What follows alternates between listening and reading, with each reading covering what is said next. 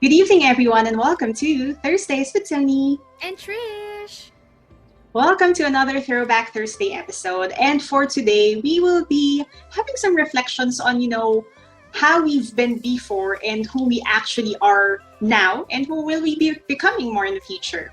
So to start the episode, Trish, ang question ko sa'yo is, if you can be anything or anyone that you want to be in a snap, syempre, just lang, who or what do you want to be? Okay. I don't want to explain too much about it, but if I want to be one person right now, it would be the president of the Philippines, a capable and respectable one. I don't want to explain further why, but you probably know what I mean with the current situation in our country. So, yun lang yung napapaisip ko these days na if ever kung maging anyone ako for a day, I want to be the president of the Philippines. Interesting. I think this was what I had in mind, like, way back then. I want to be someone very, very rich. Pero my reason for that is because I wanna be financially capable to spoil the people that I love. I am very generous and I like, giving gifts, treating people. Pero of course, currently, that's not really practical all the time. Pero yun. Ito nga, transitioning to our top, the things that we will actually be discussing. Curious din pala ako, no? Was there ever someone, either you're close to that person or not, na talagang nakita mo yung transition na they were so different from who they were before and talagang ang laki ng improvement to who they are now? Madami actually. But if I have to name one that you also know, it would be Merge.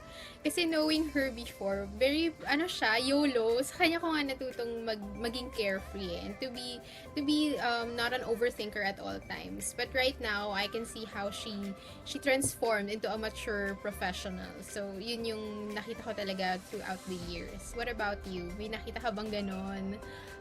Friend? Meron. And this one is actually my cousin. So looking back, during his teenage years, when he was still in the Philippines, very the happy-go-lucky young lad, na very outgoing and all. Pero when he went to the US and now he's a family man, grabe, I mean, hands down, how he transitioned from a boy to being a man, being a good provider to his family, being a responsible father and husband. Grabe, sobrang kudos. Hi, Kuya. Hi, Kuya Neil. Ayun.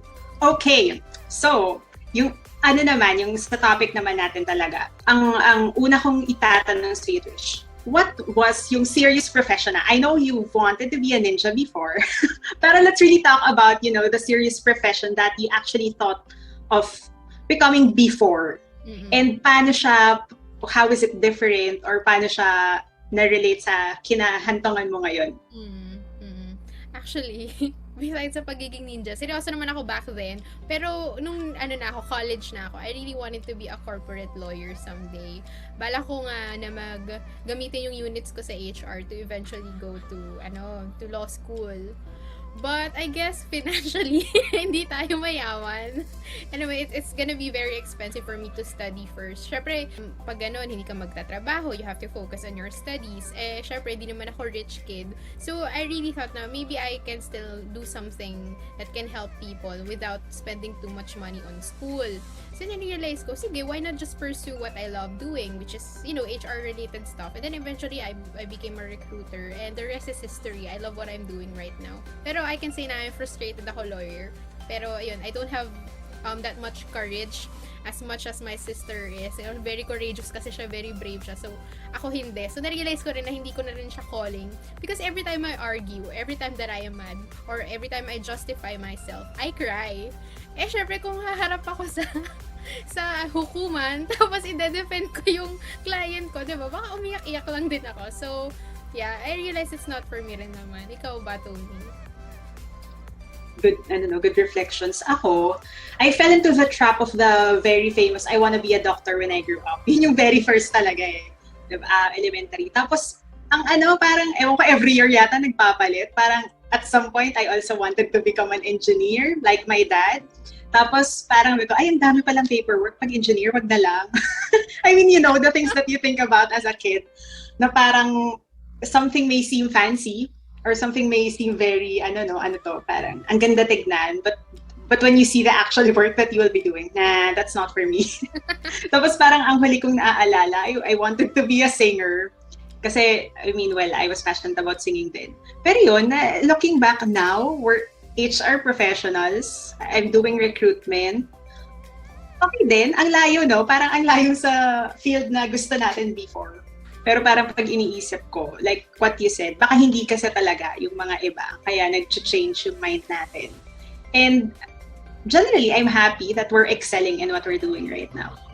Well, marami naman din talagang nagbabago all throughout the years. And sometimes it's the most unexpected profession, di ba? Or ganun talaga siguro kapag you let yourself grow. Diba? When it comes to your personality, magkaiba rin ba, Toni, when you were young, tapos ngayon, sobrang iba ba? Or consistent ka talagang friendly, gano'n? Sobrang magkaiba. Very ironic that I used to be an introvert. I really can't believe it, whenever I look back. Kasi only child. So, I hindi rin, homebody rin kasi yung folks ko. So, parang, growing up with no other kid around, in the household, unlike you, diba? So parang, shy type ka, whenever you go out to gatherings, parang talagang nakakalong ka lang sa nanay mo, no? You don't socialize. Tapos nung nag-college, dun talaga, very game changer college life. Because, diba, the community became bigger. A lot of people from different walks of life, natuto kang makisama, natuto kang makibagay, natuto kang mag-adjust. Where you realize, diba, na if you've been very cared for in the environments that you've been previously in. Hindi na siya ganon. And kagaya nga sabi mo ngayon, I'm a very extroverted person. I like socializing. I like mingling with people. And my time without people, I find it very weird and awkward. Ikaw? Well, still the same. Nothing has changed. Consistent ako ever since. Quiet, but when I get comfortable with people, I can be very talkative. Alam mo yan? I mean, siguro for you, or sa mga close friends ko, maraming mag-disagree because I'm a very, mahilig akong mag-joke, mahilig akong makipagtawanan, ganyan. Pero kapag ikaw yung typical na hindi mo ako masyadong kilala, isipin mo talaga tahimik ako. And I am. I really just become who I really am when I'm with people I know. When I'm in a controlled environment talaga, as in, all out ako. That's fair. And na-mention mo na rin, involving friends. Throughout the years, one of the things that really changes would be, the people that we have in our circle. So, how can you compare the circle that you had then and now?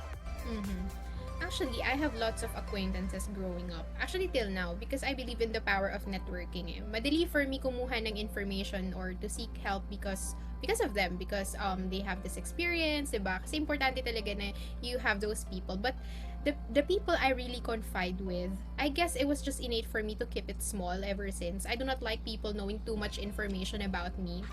Ewan ko, I don't know if part of me is pagiging praning because, sometimes kapag hindi mo pala talaga friend, they can use those things against you, diba? I just don't like being an open book to everyone. I like a little bit of mystery and I like sharing things, but I want it to be in control of what other people see talaga.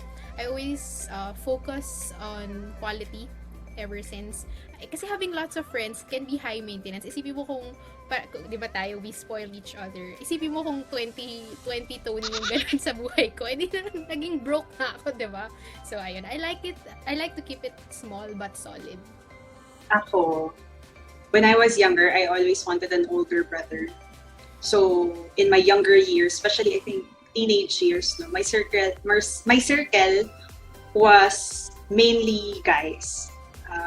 So high school na mga barkada, ganyan.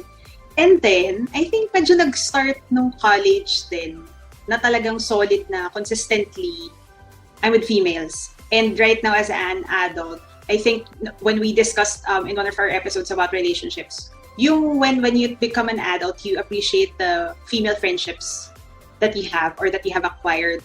So interesting kasi it's nice to find some common ground with your co-females na you never thought you would in your younger years. Mm-mm. So since we are talking about then and now, and we have people around us who have seen us transform, or those people na nakita tayo when we're already mature enough. Pero what do you think people think of us then and now, to those people who really know us well or over the years na? Mhm. Ako talaga, the feedback that I would often receive then is masungit, no, very snobbish, very shy, or very reserved.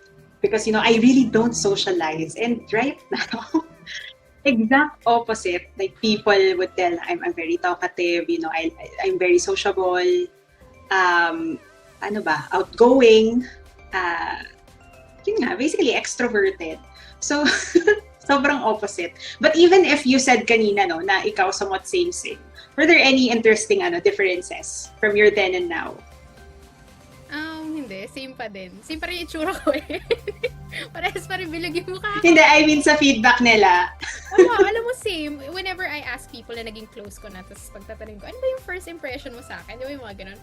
Really, people think I'm very strict and serious. Char. I mean, initial impression. Pero, my close friends would definitely disagree on this. It's actually the opposite, di ba, Toni? Pero alam mo, somehow, I like the fact that other people think I am strict because they are very careful in every words that they utter. So, parang for me, okay na rin yun na medyo ganun sila sa simula. Ayoko kasi rin ng FC.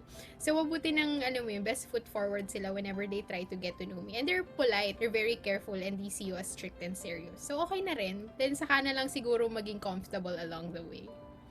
Interesting. Oo. And it's good that, sabi mo nga, as you always say, taking the good from the bad, kung ano man ang kanilang tingin.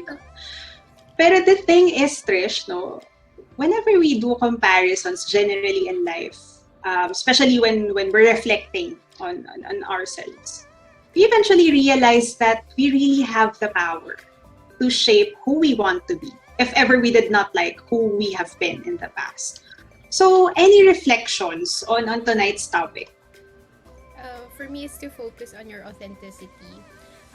Don't force yourself too much to transform. It will be through time.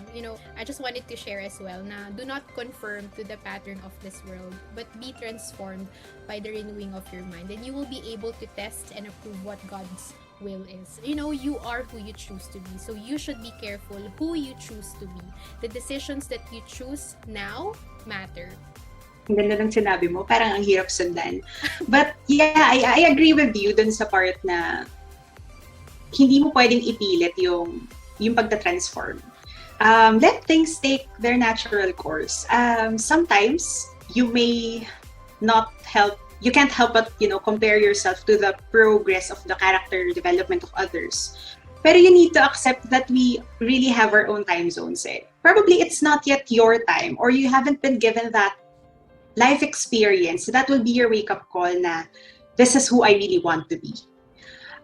So yun, talagang acceptance, and yung kagaya din sa last episode natin, be clear with your values. I think that's very important in helping you become who you really want to be.